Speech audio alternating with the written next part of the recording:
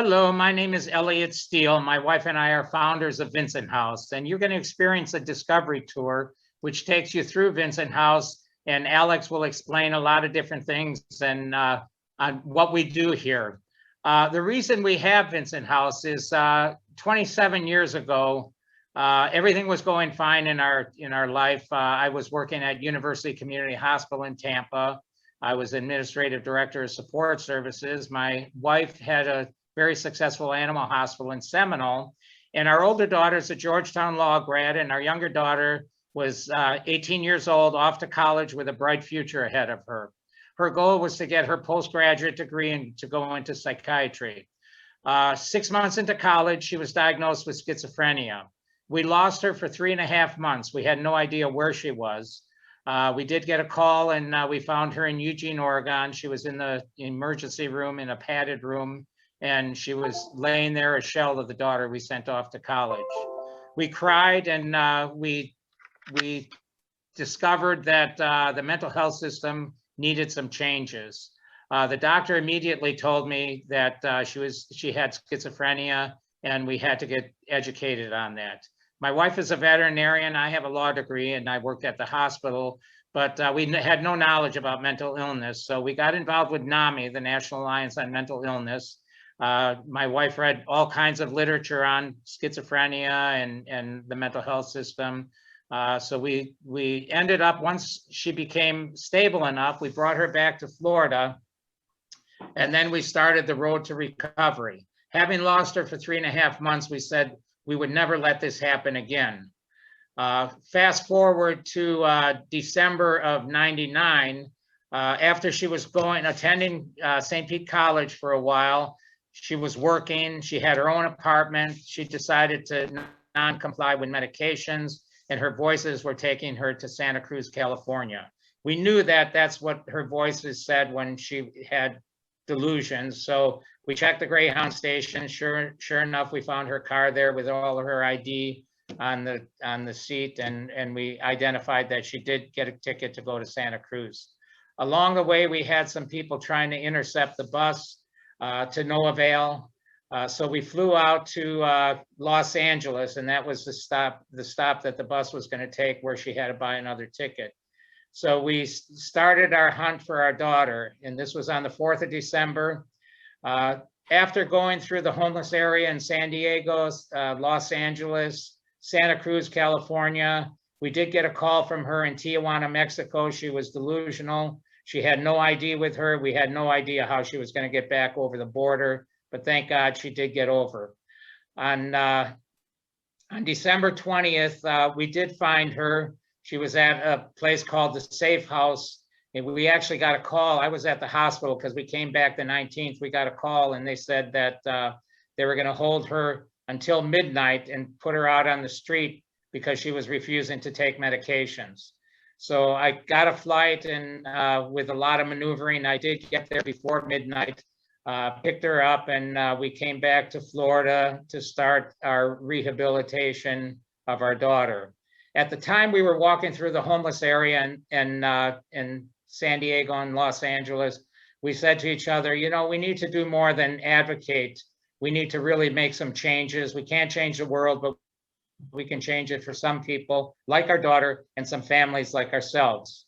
So in 2000, we sold the animal hospital. I left the medical center, and we set up a nonprofit called Van Gogh's Palette. And the idea was that we were going to have a palette of enterprises. Each dollop of paint would be a different enterprise, like an Iris Cafe, a flower shop, maybe something dealing with animals. And this would be a way for people with mental illnesses to rehabilitate.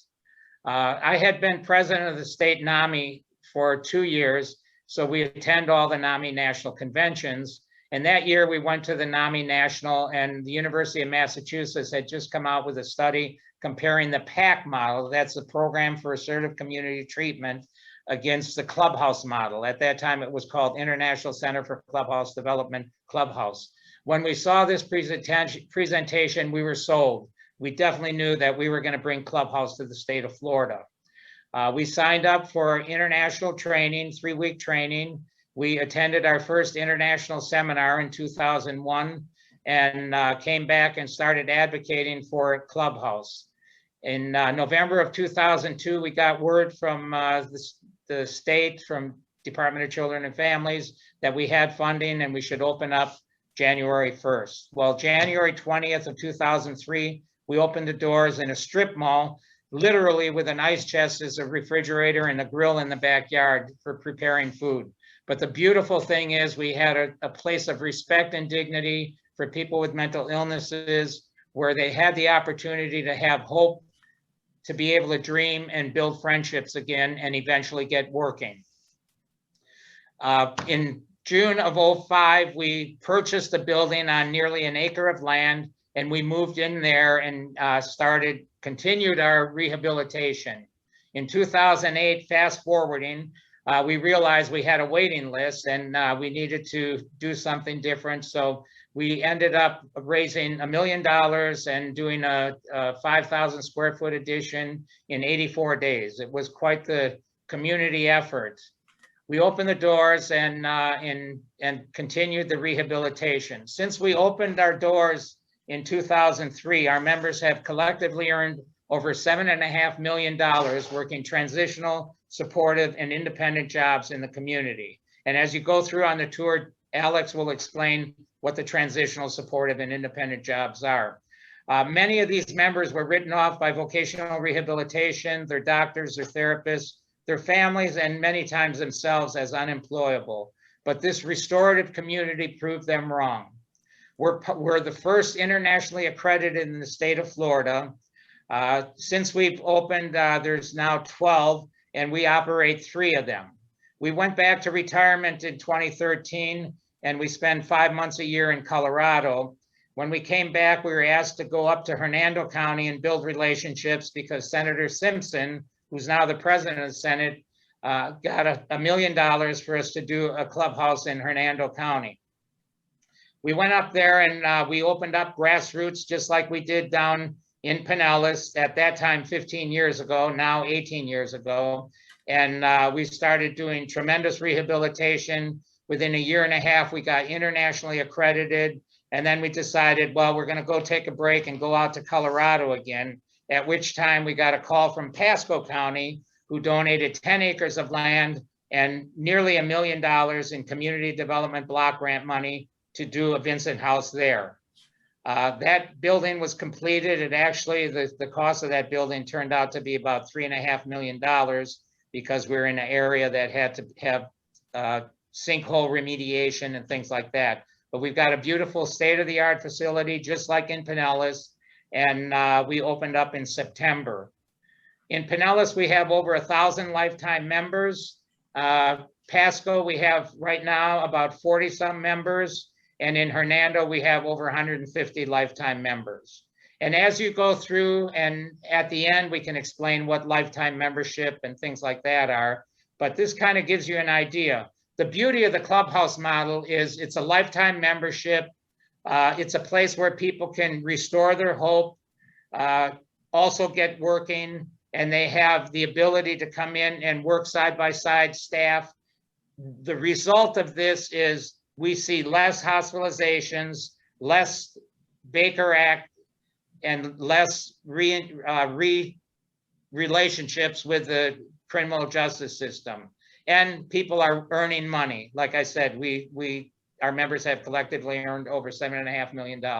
So as you go through, you may have some questions, and at the end, the panel that we're on with us asked questions. Hopefully we answered a lot of them for you. But we'll see you all on the 25th at 1 o'clock with a live virtual tour. And that's it. I'm Elliot, and I guess I'm going to sign off from here. Thank you very much, and I appreciate your interest. Into 3 different units. We have our communications team, we have our career team, and then we have our culinary team. So I'm going to take you guys through each unit today, and you can actually see the work that's being done. So I'm actually going to start right here. So when you come into Vincent House, this is our front desk area. This is where we do our reception. Normally have a member up here running the front desk, doing the phones, and checking people in if we have any members or guests that come into the building. So that's kind of where this is, and our communications team actually handles that. So I'm going to take you guys into that. Okay, and So in this team, this is our communications team. So this team does our front desk, our phones, as we mentioned, something that goes out to all of our members. We'll go out to our board members. We'll do a daily sunflower publication every day that our members work on to send out to the community. As I mentioned, we also work on our attendance. They do outreach. So outreach is something that each individual team does, and that's really important. A lot of our members, you know, they might be at home, they isolate. So getting our members back into Vincent House and getting back into the community is something that's really, you know, imperative, and it's important for us to reach out to them. So every team does that. All of our teams do cleaning and sanitizing. This team does social media. In here, if you guys want to check this out, this is actually our media room. So in here, we do a Vincent House news. So members learn how to do reporting. We have the green screen. They learn how to do Adobe Premiere and edit all these kinds of things. It's really neat. We usually have kind of some newscasters. We'll have somebody do the weather. We'll have somebody maybe do an employment report of what's going on. So again, just another way for folks to come and learn different skills and gain confidence. And the other thing too that I want to really point out is, if you guys see the kind of technology we have as well, you know, it's up to date. And again, for folks that are looking to go back to work, we really want them to have those skills so they're ready to go back into the community and not working on, you know, a computer that might be from, you know, a long time ago. So they really feel prepared to go out. And, you know, and the other thing is too, is it's not just staff teaching members, it's members teaching staff. And I have a lot of times where I've learned so much from members, especially when it comes to the video, members showing me of how to use that technology. So like I said, it's really a collaborative effort here at Clubhouse. So I will take you guys over here into our employment area. So this is our TE board. So this is our transitional employment board. So this is what Elliot was talking about a little bit earlier. So transitional employment is something that's really unique to Clubhouse. So these are 6 to 9 month jobs that we have in the community. We have relationships over the past years with these different organizations. So as you can see, we have the public defender. We have a mail clerk position there. We have one at Digigon. That's a custodial job. Suncoast Center, Directions for Living. They're both medical records clerks. And then we also have one at our Pinellas Park Chamber of Commerce. So these are temporary jobs, and these temporary jobs are meant to be a stepping stone to get folks back to work. It's also, you know, a great opportunity where members don't actually have to have an interview. Essentially, just being at the house is their interview. They come here, show that they're prepared and ready and wanting to work. And then it's actually Vincent House staff that train members on the jobs. So, for example, with our member that's up here, Lisa, she's working 2 days in the public defender's office. And we actually went out there and trained her. And then what we do is we slowly back off of that job. We also do 100% job coverage. So if maybe a member is really sick, or, you know, when they're in crisis and they just really can't go to work that day, what we will do is we will actually go fill in for them on the job. And the other thing about transitional employment as well is, you know, members have the opportunity to do more than one transitional job. So if, you know, a member is working out at, you know, the public defenders, and, you know, they want to continue and maybe grow and do a job that's 5 days a week, they have the opportunity to do that.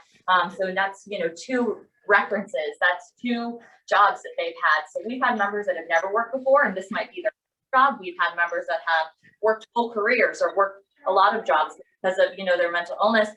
They're kind of starting over, and these jobs give members the opportunity to do that. And it's such a really incredible experience to see those folks work on TEs, because, you know, at the beginning, people are scared and not confident. And then by the end, they're like, I love this job. You know, I wish I could keep it. And just the confidence that grows with that is just so incredible. So, and again, some people have never worked, but this could be their first opportunity to actually prove to themselves that they can do that. So I'm in our career team right now. So Elliot will spin you around. This was actually before we had an addition. This was our original dining room. We have a bank over here. We have an in-house bank. So again, something unique to Clubhouse is we have this we usually bank about 3 times a week. So our members have the opportunity to use Microsoft Excel. They also use QuickBooks. So members can have meal tickets through our kitchen where they can purchase lunches. So our bank handles that. Members can also have in-house bank accounts as well. So especially folks that maybe have started working and their first time managing money, or you know, some other reason, they actually can have their money here in Vincent House, and members and staff work together to process it. So it's a really neat thing that we have here. So this is our career team. So this team is employment based. So we do a career compass where members, again, learning how to use Publisher, write articles about employment. They do a whole bunch of things. They also work on all of our cars as well, making sure they're up to date. All of our members that are in vocational rehab too, this is a huge team to be able to prepare them for that. So as you can see, those are just some of the tasks. Like we talked about, the career compass, we release that 4 times a year, quarterly. Like I talked about, the employment articles.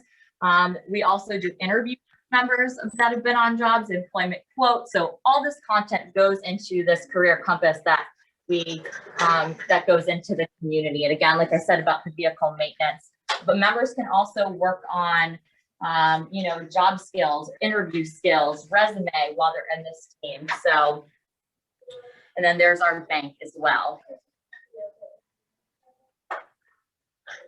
And again, they have the outreach, as I said before. We make cards that go out to our members, another source of outreach. A lot of our members will do proofreading and type articles. So a really wide variety of tasks that are in this team. Do you guys have any questions so far? I wanted to mention that as you look at the whiteboards, you see all these jobs on here. Each one of these tasks, even as easy as it may be, as you know, cleaning the bathroom, the sink, toilet, light switch, door handles, dust the blinds, things like that, as well as, you know, working the bank and all that. These are all steps in rehabilitation, just like when you go to physical therapy and you work on all those different types of equipment. I'd like to think of this as all those different types of equipment. And this is what helps to get our members stamina, self-esteem, self-confidence, and also practice work, and all the while doing that, building relationships, work-mediated relationships. Yeah, and you know, again, like Elliot said, no task is too small, you know, especially for someone that maybe has not left the house in a really, really long time, and it's getting out of isolation, coming here and, you know, cleaning the bathrooms and working with members. Again, like Elliot said, going back to building those relationships, you know, can really change somebody's life. And, you know, I always tell members too, the days that are the hardest to get to Vincent House are the ones that are the most important. And that is really, I feel like, when you really see that recovery through work happen, is coming here and members are having a really tough day and coming to work in a team and working with another member or staff and seeing how the course of their day changes because of getting involved in meaningful, purposeful work. Again, it's not just busy work, as you guys can tell, it's actually work that's running the Clubhouse. And that's why you often hear me say that rehabilitation doesn't start here at Vincent House.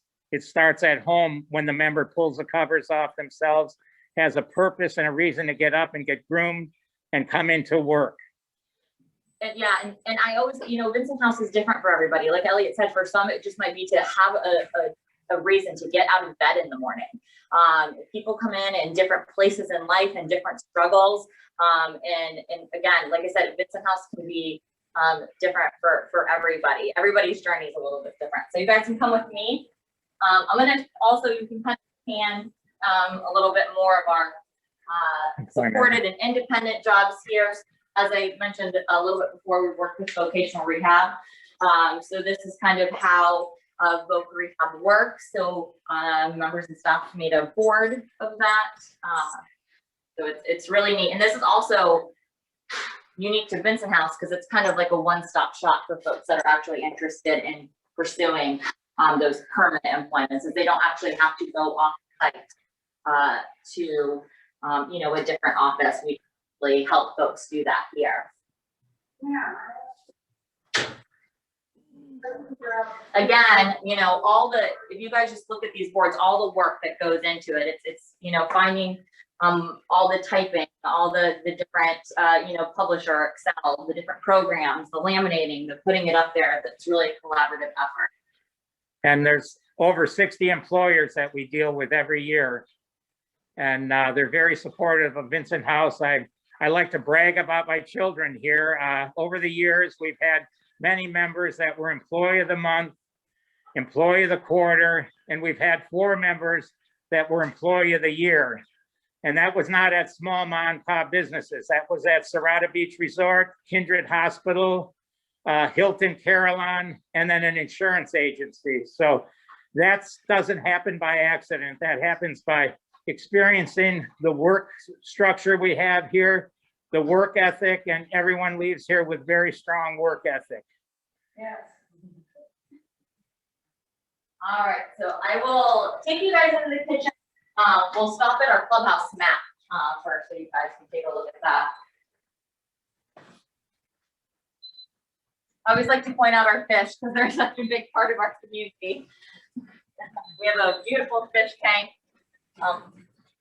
That's kind of become a Vincent House tradition. Pasco got one of those as well. So Clubhouse is actually all over the world. There's 327 clubhouses worldwide.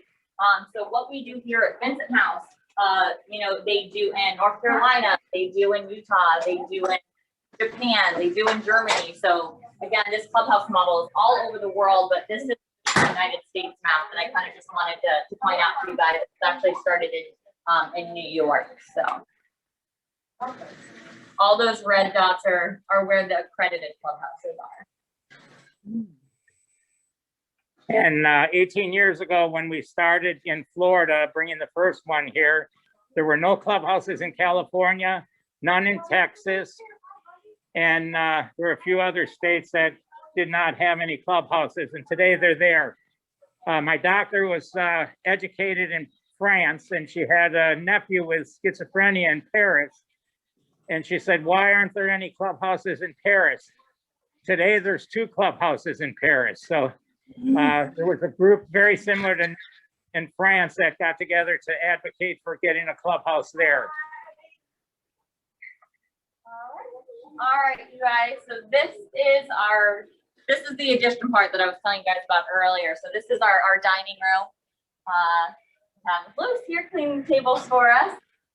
So again, we have our dining room. We have our nice commercial kitchen. I'll take you guys over to Casey's, but if you want to go ahead and I'll show you the tasks that are done here in the kitchen. And normally we'd have 15 tables in here with 4 chairs at each table. And we fed breakfast. We don't do that now because of the COVID, but we do feed lunch here, but it's very limited because we can only, I think we average about a dozen members a day. Mm-hmm. And there were times that we had 55 to 60 members a day. Yeah. So I'm going to kind of, you want to go to the, it's like, oh yeah, the job board. So these are the job boards. As Elliot said, normally I'll talk about lunch service as well, but these are some of the tasks: entree prep, you know, they would do desserts and pizza and custom salads.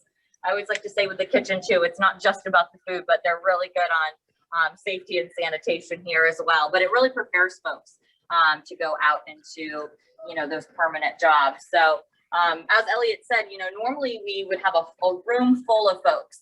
So during lunch service, we would actually have a whole, you know, kitchen service going. So we would have somebody being splayed up here. We would have somebody expedite.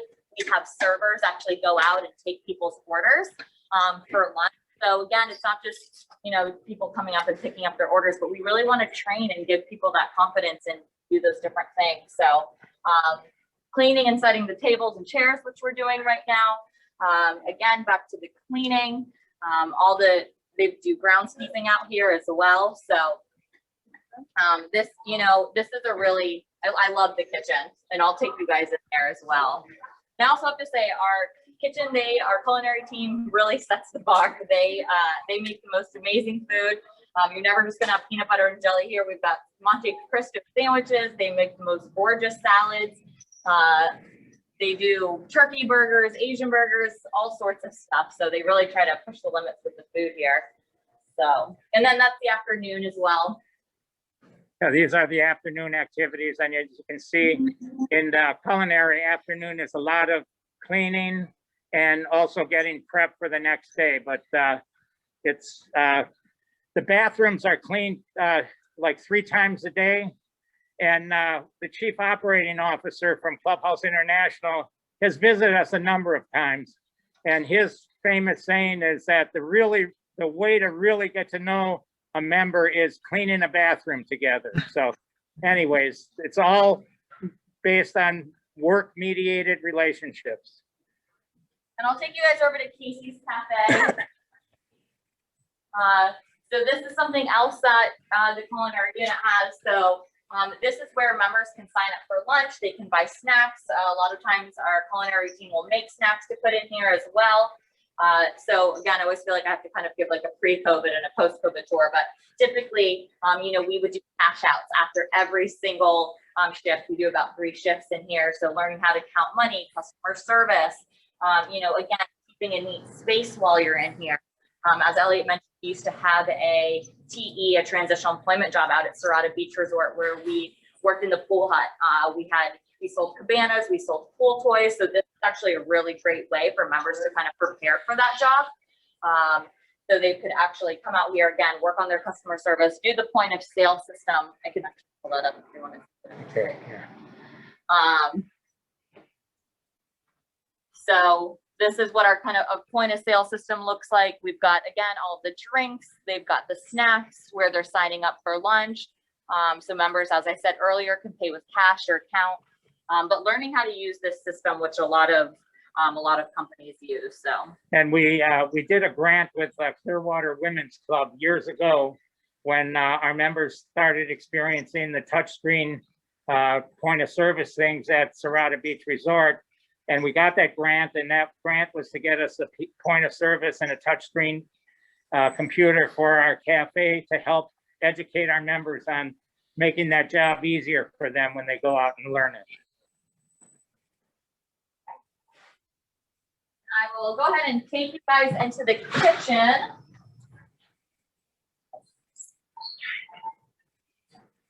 All right, so as you guys can see, we have a big commercial kitchen. Elliot is a chef. He's had more tasks. So it was really important for us to have, you know, this really incredible kitchen. So Dolores and Matt were working on what's for lunch today? Fish tacos they're having today.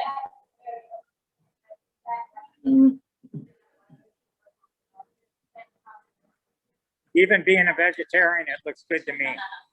You know, I don't know how well you can tell on the camera, but the kitchen is like impeccably clean, and it's always this clean. You know, that really goes back to having a place of excellence. You know, for folks with mental illness, you know, go into a lot of places, they're dark, or you know, could be dingy, but coming in here, we really wanted to set the bar and everything really break that stigma. So the health inspector loves us because it makes his job easy. They actually use us as examples for other places. We also have a dry storage, just to kind of give you guys a little bit of an idea what that looks like. We have a laundry room. The other thing too, I'll say about the kitchen, we've got some chef jackets here. So the culinary team too, before COVID, would actually go out and do some cake as well for just some folks that we have partnerships for, just a little bit here and there. So we would wear these. We've done in-house luncheons and dinner fundraisers as well. So again, just really setting the bar, you know, for what we want to be. So finally, we come out here, and this is our garden. Oh, it is? Okay. He said it's getting glitchy because of the Wi-Fi. Okay. So the member, again, when he first came out here, he, you know, was really nervous, and he gained so much confidence just by coming out the garden. And I had like 15 CIT officers one day, and he shared his story, and it caught me off guard so much. And he just shared his, you know, has shared the story of how the garden has helped him, how Vincent House has helped him. And those are really the restorative things that you see in Vincent House, just coming here and again, gaining that purpose and that confidence. So there's so many aspects to Vincent House. But yeah, the garden is, and it's also out here too, you know, if folks are, you know, needing to take a break and kind of step out for a second, they can come out here and just take a, you know, a few minutes to regroup.